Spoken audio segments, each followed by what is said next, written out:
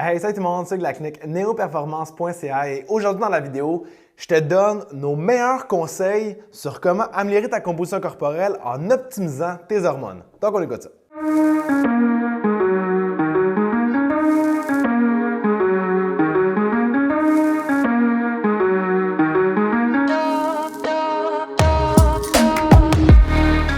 Donc, à la clinique, on voit au-dessus de 600 personnes à tous les mois qui se présentent en clinique ou qui font leur rendez-vous en ligne. Et les 600 personnes, en très grande majorité, ils sont très satisfaits de leurs résultats. Et on a décidé en fait de donner notre technique aujourd'hui. Comment on fait pour optimiser la composition corporelle avec nos clients? C'est simple, c'est qu'on ne se fie pas seulement avec les calories in, calories out, on ne se fie pas seulement avec ton mode de vie, mais c'est qu'on optimise tes hormones. En grosse partie, 4 hormones. Donc aujourd'hui, je vais t'expliquer comment optimiser chacune des hormones pour s'assurer d'avoir des bons résultats. Donc la première hormone, c'est ce qu'on appelle l'insuline. Donc, l'insuline, pour le monde qui ne savent pas c'est quoi, c'est une hormone qui est sécrétée par ton pancréas, qui sert à métaboliser en grosse partie le glucide, mais sécrétée, n'oubliez pas, à toutes les fois qu'on le mange, puis un petit peu partout dans notre journée avec notre cycle circadien. L'insuline, c'est une hormone qu'on appelle anabolisante. Donc, son rôle à elle, c'est de construire. Donc, souvent, quand on est en remise en forme, on essaie de perdre du gras, donc on ne veut pas bâtir quelque chose. Donc, il faut améliorer la résistance, améliorer la sensibilité à l'insuline, pardon. Donc, qu'est-ce qu'on fait pour améliorer la sensibilité à l'insuline? C'est super simple. Point numéro 1, ça va être de couper complètement ou de diminuer grandement le sucre que vous mangez dans votre journée. Le deuxième point, ça va être de limiter, en fait, je ne dis pas de couper complètement, mais bien de limiter l'apport en glucides que vous prenez dans votre journée pour laisser place à votre insuline à diminuer dans votre journée. Le troisième point, ça va être d'augmenter votre apport en protéines. Souvent, qu'est-ce qu'on va venir voir? C'est que le monde a faim durant la journée. Donc, quand ils ont faim, l'insuline est débalancée à cause d'une autre hormone. Et aussi, après ça, c'est qu'on commence à avoir des rages de sucre. Le troisième point, ça va être d'augmenter votre protéine. Donc, la protéine, à court terme, ça relâche de l'insuline, oui, mais à long terme, ça a été prouvé maintes et maintes fois que ça améliore votre sensibilité à l'insuline. Donc, diminution de l'insuline globale au niveau de votre journée. La quatrième chose la plus importante, ça va être d'augmenter votre quantité de légumes. Légumes verts, légumes de couleur, ça ne dérange pas parce qu'il faut avoir plus de fibres. Donc, plus de fibres égale meilleure sensibilité à l'insuline qui égale meilleure gestion de l'hormone de l'insuline. Et on pourrait continuer avec faire plus d'activité physique, boire plus d'eau, s'assurer que le sommeil va bien et aussi boire du thé vert. Le thé vert, pour le monde qui aime ça, bien, tant mieux, ça améliore grandement votre sensibilité à l'insuline. Donc, si vous appliquez ces petits points-là, vous allez avoir une amélioration de la première hormone qui est l'insuline. La deuxième hormone qui est très importante, c'est la leptine, une hormone qui est déployée par vos tissus adipeux. Donc, la leptine, en fait, qu'on appelle l'hormone de satiété. Donc, quand la leptine est bien produite, on n'a pas faim, on est correct, on n'a pas de hunger qui arrive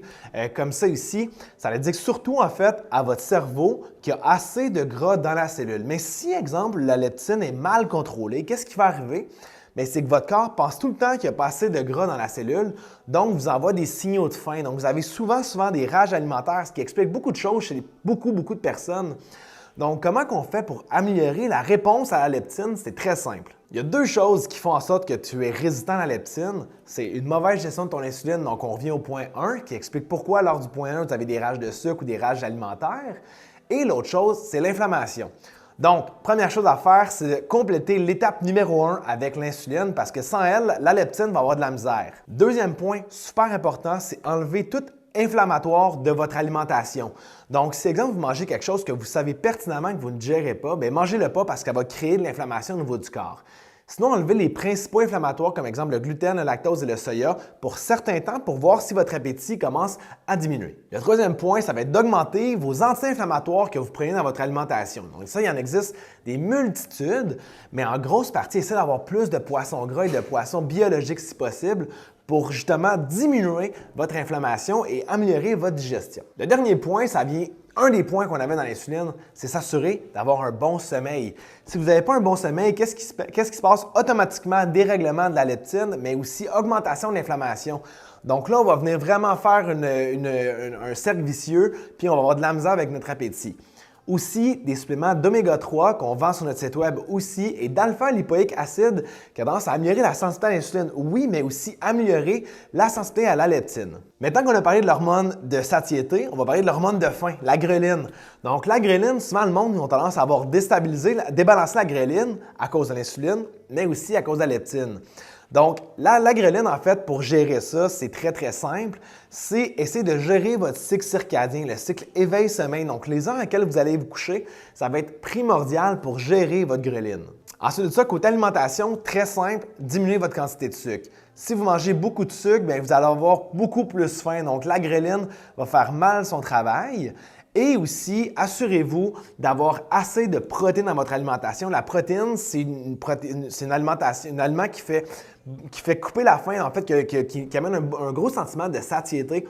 Donc, la gréline, après ça, fait mieux son travail parce que votre alimentation est équilibrée. Et la dernière hormone qui est très importante à gérer, ça va être le cortisol. Donc, j'en parle souvent. Le cortisol, c'est quoi? C'est l'hormone d'adaptation, mais aussi connu sur l'hormone de stress. Donc, quand on est stressé ou quand le corps doit s'adapter à une situation, bien, le stress envoie du cortisol et le cortisol va créer à long terme de l'inflammation et une résistance à l'insuline. Donc, il va débalancer aussi les trois autres hormones qu'on vient de parler précédemment.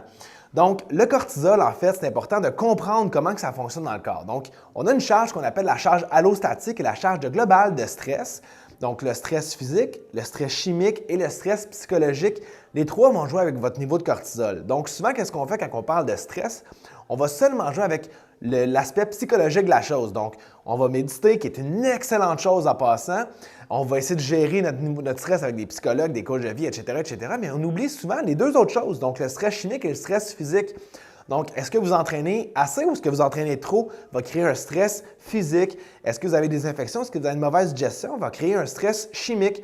Donc, c'est important en fait de regarder un petit peu les trois facteurs de stress. Donc, autant les stress chimiques, physiques que psychologiques pour diminuer votre niveau de stress.